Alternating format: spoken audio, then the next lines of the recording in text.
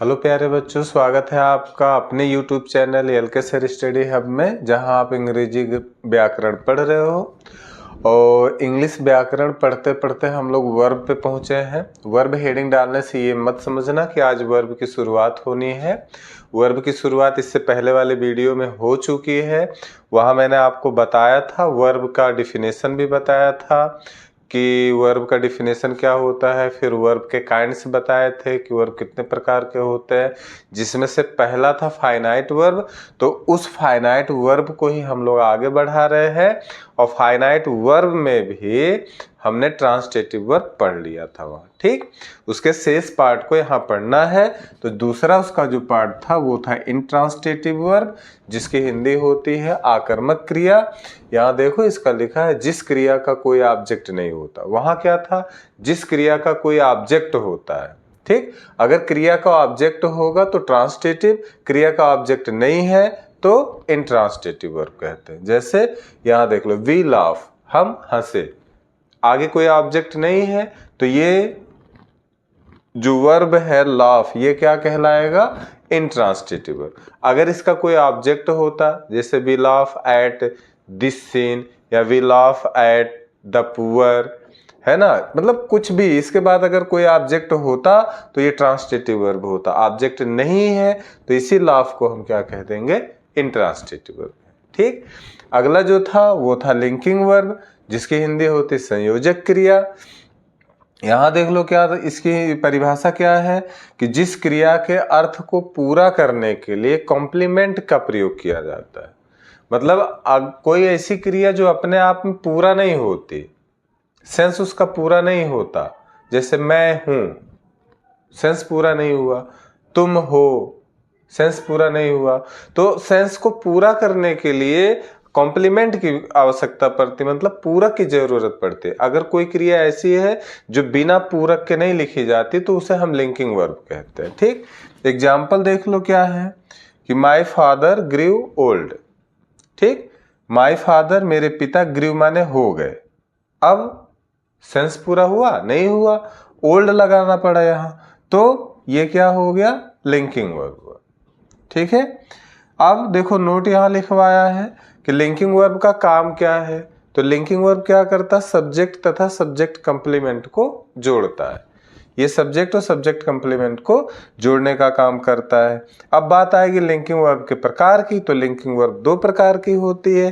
पहला बी से बनने वाली, तो बी से बनने वाली जो लिंकिंग वर्ब होती हैं वो देख लो, इज है, आर है, एम है, वाज है, वेयर है, विल बी है, शैल बी है।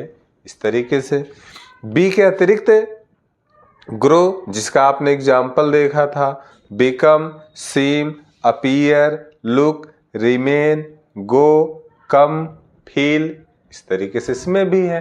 तो ये सब कुछ क्रियाएं ऐसी हैं जिनके नाम दिए गए हैं। ये सब क्या है, लिंकिंग वर्ब है। मतलब ये जहां भी रहेंगे, जिस भी वाक्य में रहेंगे, तो इनके साथ कोई ना कोई पूरक जरूर होता है, ठीक है।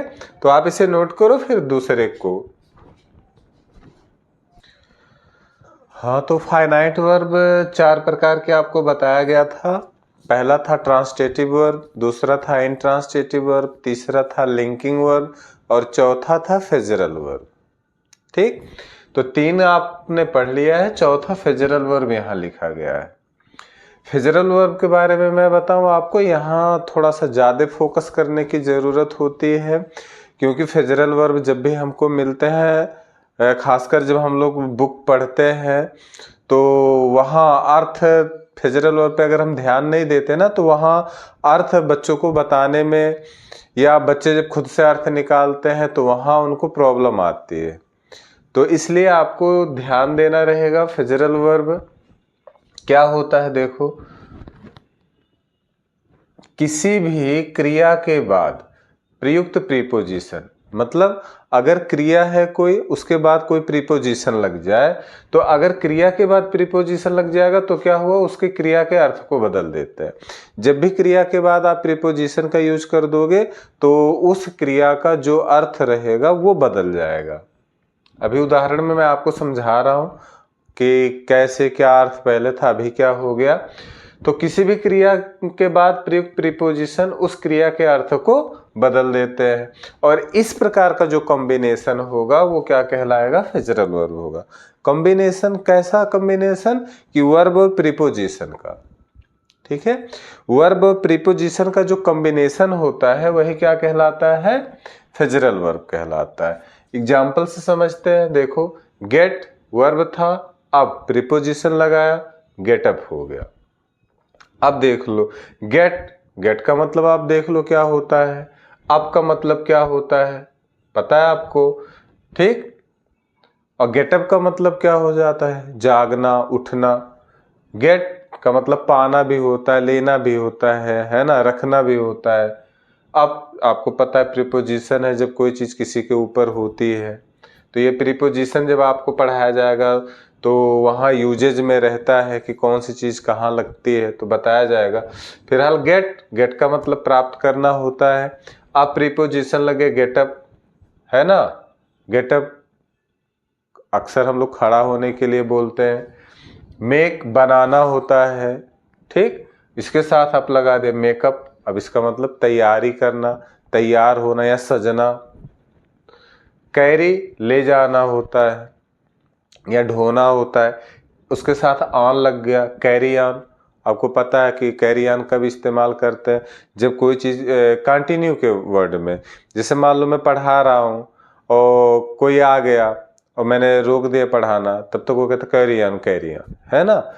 मतलब अगर कोई काम आप कर रहे हो उसमें आप उसको रोकना चाहते हो और किसी इंटरप्शन के कारण रोकना चाहते हो, सामने वाले ने इंटरप्शन नहीं होने दिया, ऐसी स्थिति में हम लोग क्या बोलते हैं, कैरी ऑन, मतलब जो कह रहे हो वो जारी रखो, ठीक। तो आपने देखा ये जितने भी वर्ब थे इनके बाद जैसे मैंने प्रीपोजिशन लगाया इसका अर्थ क्या हुआ, बदल गया। तो ये जो कॉम्बिनेशन है गेटअप का, मेकअप का, कैरी ऑन का, ये क्या कहलाएगा, फ्रेजरल वर्ब होता है। तो बहुत ध्यान देने की जरूरत होती है, खासकर जब ये कहाँ मिलते हैं हमको, बुक्स में मिलते हैं, जब हम लोग मतलब हिंदी निकालते हैं किताब की, या किसी सेंटेंस में भी मिल जाएगा तो आप अर्थ ही गलत निकाल लोगे। जब अर्थ गलत निकालोगे तो आंसर भी गलत दोगे, है ना। अब यहाँ कुछ वर्ब के नाम मैंने लिख दिए हैं, इतने को आप रिमेंबर करो, मैक्सिमम इसी में से मिलते हैं, और भी मिल सकते हैं लेकिन ज़्यादा से ज़्यादा यही मिलते हैं।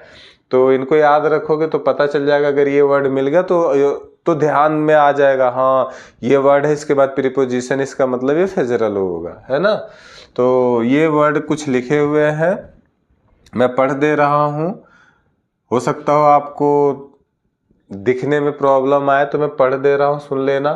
Act, brick, bring, call, carry, turn, come, fall, get, give, go, hold, keep, look, make, put, run, set, take, wait, ठीक। और भी ऐसे शब्द हैं, यही शब्द हैं जिनके साथ हम लोग क्या करते हैं, प्रीपोजिशन लगा करके इनको फ्रेजरल वर्ब बना लेते हैं।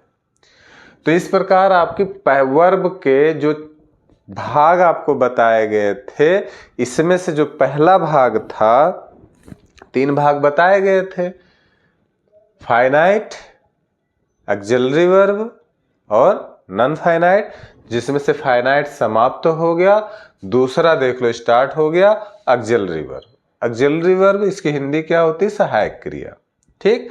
अब ये करते क्या है, क्या बताया, सहायक क्रिया वाक्य में मुख्य क्रिया से पहले प्रयोग होते हैं। ये आपको टेंस पढ़ाते समय बताया गया होगा, टेंस के रूल में, इसलिए यहाँ पर मैंने लिख भी दिया है, टेंस बनाने में सहायता देती है, ताकि आपको ध्यान आ जाए कि सहायक क्रिया का मैक्सिमम प्रयोग कहाँ होता है, टेंस बनाने में ही होता है। तो सहायक क्रिया क्या करती है, वाक्य में मुख्य क्रिया से पहले प्रयोग होती है और पहले प्रयोग होकर मुख्य क्रिया के अर्थ को पूरा करती है, साथ ही साथ ये टेंस बनाने में हमारी सहायता करती है, ठीक। तो इन्हें हम क्या कहेंगे, ऑक्सिलरी वर्ब कहते हैं। ये टेंस में, और बताया ना कि ग्रामर में हो सकता है ये आपको बेकार सा लगे, लेकिन ग्रामर में जब टेंस हर बच्चे की पहली चॉइस, पहली ख्वाहिश, पहली इच्छा, कह दो कि आप अगर मान लो इस समय जिस भी क्लास में होंगे ना, ये पढ़ाया जाए या ना पढ़ाया जाए, लेकिन टेंस जरूर पढ़ाया जाता है। तो टेंस के बारे में किसी को बहुत ज़्यादा समस्याएं नहीं आती हैं, तो इसलिए यहाँ मैं इसके एग्जाम्पल को नहीं लिखा हूँ। ठीक। काइंड्स ऑफ ऑक्सिलरी वर्ब, सहायक क्रिया के प्रकार। तो सहायक क्रिया कितने प्रकार की होती है?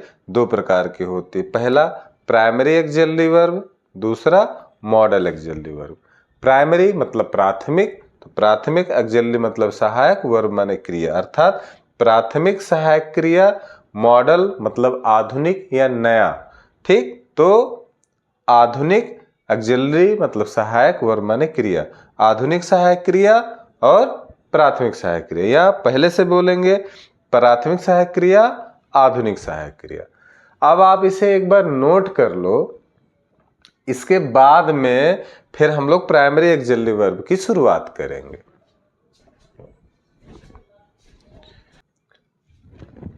हाँ, तो देखिए प्राइमरी ऑक्सिलरी वर्ब, जिसकी हिंदी क्या होती? प्राथमिक सहायक क्रिया। ये 3 प्रकार की होती हैं, बी, डू, हैव। ठीक। क्रिया बी के रूप में कौन कौन आता है? Is, are, am, was, were, इतने हैं जो क्रिया बी के रूप में आते हैं। क्रिया डू के रूप में कितने लोग कार्य करते हैं? तो डू, डज, डिड। ठीक। ये क्रिया डू के रूप है। क्रिया हैव के रूप, हैज, हैव, हैड, ये क्रिया हैव के रूप है। अब देख लो, बात आती है इनका प्रयोग। इनमें मस्ट क्या है कि इनका प्रयोग आपको पता होना चाहिए। तो ये सब शब्द ऐसे हैं, तो कहने को तो सहायक क्रिया है, बट ये मुख्य क्रिया का भी काम करते हैं। सहायक क्रिया के रूप में आपको पता होगा, इज आर का प्रयोग आप प्रेजेंट कंटिन्यूअस में करते हो, इज आर एम का प्रयोग, है ना। और वाज वेयर का प्रयोग पास्ट कंटिन्यूअस में करते हैं। डू डज का प्रयोग प्रेजेंट टेंस में होता है। डिड का प्रयोग पास्ट टेंस में होता है। ठीक। हैज, हैव का प्रयोग प्रेजेंट टेंस में होता है, प्रेजेंट परफेक्ट में, और हैड का प्रयोग पास्ट परफेक्ट में होता है। यहाँ डू डज के लिए देखो, प्रेजेंट इंडेफिनिट में भी होता है ना, इंट्रोगेटिव में भी हो जाएगा। तो बोल दो कि प्रेजेंट इंडेफिनिट में, अधिकतर प्रेजेंट इंडेफिनिट में देखा जाता है।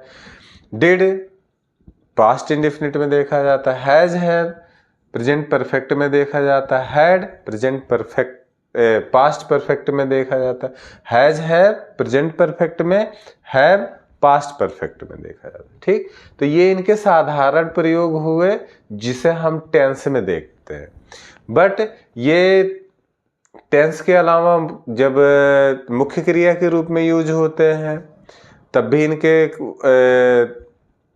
प्रयोग है, तो उसको हम प्रयोग में पढ़ते हैं। बट अभी जो आप पढ़ रहे हो कि अभी देखा था हमने कि ये टेंस बनाने में सहायता करते हैं, तो टेंस के रूप में हम जान चुके कि इज आर एम का प्रयोग प्रेजेंट कंटिन्यूअस में, और वाज वेयर का प्रयोग पास्ट कंटिन्यूअस में, डू डज का प्रयोग प्रेजेंट इंडेफिनिट में, डिड का प्रयोग पास्ट इंडेफिनिट में, हैज, हैव का प्रेजेंट परफेक्ट में, हैड का पास्ट परफेक्ट में। ठीक।